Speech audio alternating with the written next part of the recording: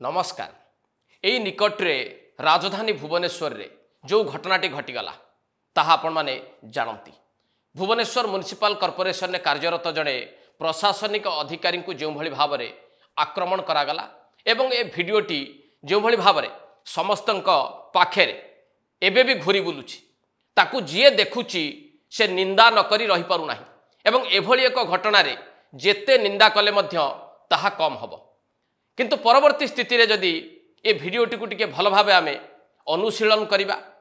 एवं ता परवर्ती घटनावली को टिके बुझिबा को चेष्टा करिबा ताहले साधारण लोकंक भितर एबे अनेक प्रश्न ठिया हिची। से प्रश्न कौन कहीं एभली घटना भुवनेश्वर रे घटिला, बीएमसी ऑफिस रे कार्यरत ऑफिसर उपरे कहीं एभली आक्रमण करागला, ए आक्रमण पछर प्रकृत उद्देश्य कौन एवं एथिरे प्रकृत रे किए दोषी। आम व्यवस्था रे प्रशासनिक अधिकारी एवं राजनेता मानक पई जो लक्षण रेखाटी धार्य करा जाइछि ताकू एमाने उल्लंघन करूनाहांती तो एभली अनेक प्रश्न एबे जनसाधारण मन में उंकी मारिछि जहाकू नहीं आमर आजिर एडिटोरियल। प्रथम टिके नजर पकई नियंतु एई वीडियो उपरे जहा एबे मेनस्ट्रीम मीडिया बा सोशल मीडिया रे एक प्रमुख प्रसंग पलटिछि। जो भली भाव में जड़े कार्यरत प्रशासनिक अधिकारी को आक्रमण करा जाइछि ताहाकू केही भी सहजरे ग्रहण करिबा भली स्थिति रे नाहंती बा ग्रहण करिबा मध्य उचित हब नाही। किंतु ए घटना परे आउ कौन कौन घटना सबू देखा मिली जेतेबेले घटनाटी घटिला तापरे राज्य सरकार प्रशासनिक अधिकारी मानक सहित आलोचना करिसंती एवं घटनार समाधान र सूत्र बाहर करने को चेष्टा भी करिसंती। समय भी देइछंती प्रशासनिक अधिकारी मानकु जे किभली भाव में ए घटनार समाधान करा जाई परिबो आउ एभली घटनार पुनरावृत्ति न हबो। तार भितरे जो माने आक्रमणकारी अछंती सेमानकु भारतीय जनता पार्टी जेहेतु शासक दल रहिछि बा भारतीय जनता पार्टी नेतृत्व रे एठी सरकार रहिछि तेणु बीजेपी तरफ मध्य 5 जन को जो माने आक्रमण रे संपृक्त अछंती सेमानकु दलरु निलंबित करा जाइछि। ये होछि शासक दल नैथिबा पदक्षेप एवं सरकार नैथिबा पदक्षेप।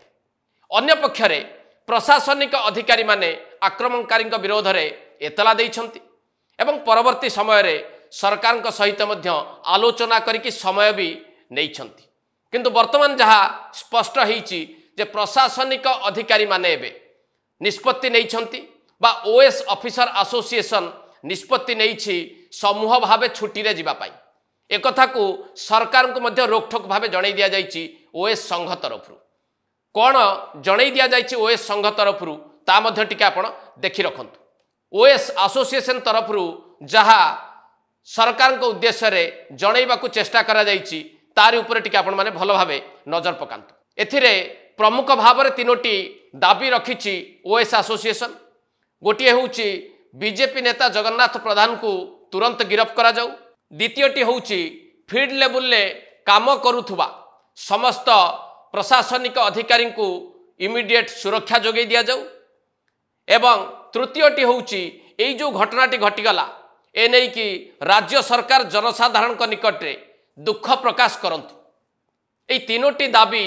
ओएस एसोसिएशन सरकार को निकट रे रखिछि एवं दाबी रखिबा सहित समूह छुट्टी रे चली जिबा पई निष्पत्ति नैछि ओएस एसोसिएशन। एबे आपण टिके भल भावे चिंता करंतु ए घटना को नै कि ओएस एसोसिएशन न भूमिका को जनसाधारण किभली भाव में देखिबे। ए घटना भुवनेश्वर रे घटिला ताहा नुआ नुहे। एभली अनेक घटना अनेक समय आपण नजर को मध्य आसुथबो विभिन्न गणमाध्यम जरिया रे जो माने प्रशासनिक अधिकारी तल स्तर रे काम करूछंती ब्लॉक हेडक्वार्टर हो सब डिविजन हेडक्वार्टर हो बा जिला हेडक्वार्टर हो सेठी एभली एकाधिक घटना सामना को आसी थाए सेमाने मध्य आक्रमणर शिकार होई थांती। सेभली घटना समय रे ओएस ऑफिसर एसोसिएशन कौन कार्य तुले थाए किभली भाव में दायित्व संपादन करि थाए जहा वर्तमान परिस्थिति रे देखिबा को मिलुछि। तेणु साधारण लोक माने सामाजिक गणमाध्यम रे जहा मत व्यक्त करूछंती ता मध्य मु टिके आपनक पाखरे रखिबा को चाहिबी लोक मैंने ए प्रश्न पचारुछंती जे एसोसिएशन जदि आज एभली एक घटना कड़ा आभिमुख्य नौची सरकार को अल्टीमेटम दौची 24 घंटा बा 48 घंटा भितर सरकार जदि कठोर कार्यानुष्ठान न नौचंती ताहले काम छाड़िबा पई सामूहिक भाव में निष्पत्ति नौची जेतेबेले कौनसी गोटे स्थान रे जड़े प्रशासनिक अधिकारी लांच नौचंती लोकंकर काम करूनाहांती विजिलेंस हाथ में धरा पड़ुछंती एवं जड़े जड़े अधिकारी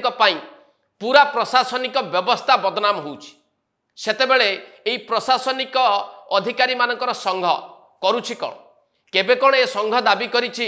जे जो प्रशासनिक अधिकारी दुर्नीतिखोर जो माने लांच नौचंती जो माने लोकंकर काम करूनाहांती सेमानक विरोध में दृढ़ कार्यानुष्ठान नबा पई सरकार पाखे बा मुख्यमंत्री पाखे केबे भी ए संघर कर्मकर्ता माने दाबी करिथिबार नजीर रहिछि कि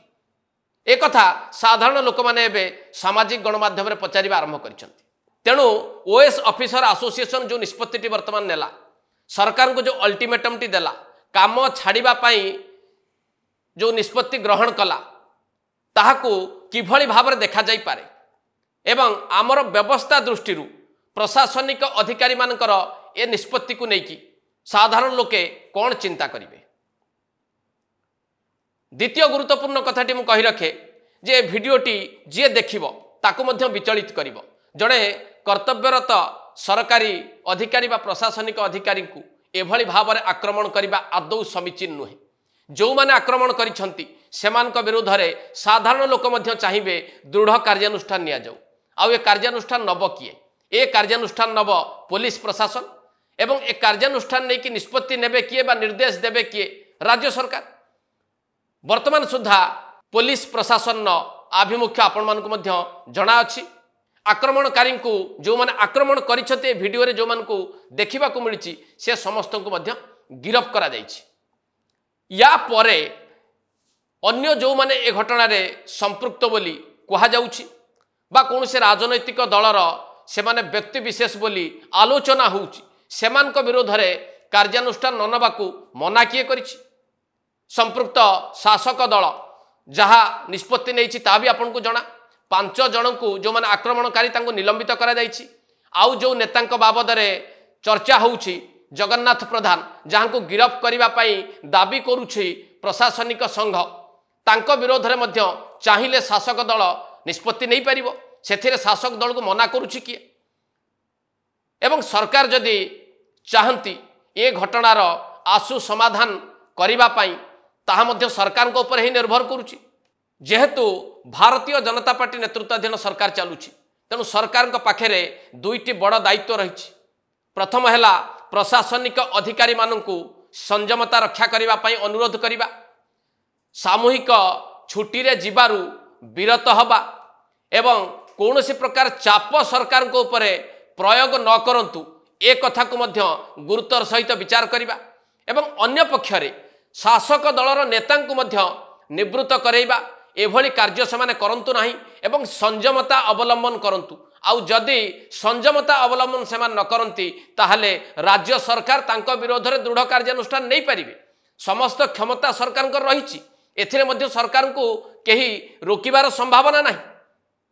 ताले एभली परिस्थिति रे भावंतु जे साधारण लोकटीए कौन चाहिबो बा जो माने ए भिडियोटी को देखिचंती जो माने ए भिडियोटी रो किछि बुझिबा पई चेष्टा करूचंती से माने कौन बुझिबे परिशेष रे आपण माने टिके भल भावे चिंता करंतु जदि एभली परिस्थिति बारंबार देखा मिले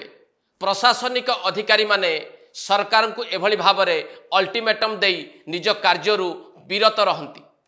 ताहा काहाकू अधिक क्षतिग्रस्त करिवो केवल सरकार को क्षतिग्रस्त करिवो ना जनसाधारण को मध्य व्यापक भाव में एभली निष्पत्ति क्षति रे पहुंचेइबो आउ ए स्थिति रे जदि भल भाव आम टिके विश्लेषण करिबा ये स्थितिर समाधान आड़ को आम जीवाकू चाहिबा ताहले समाधान बाट कौन हो पारे प्रशासनिक अधिकारी माने निज जिद्रु ओहरिबार आवश्यकता अछि कि नाही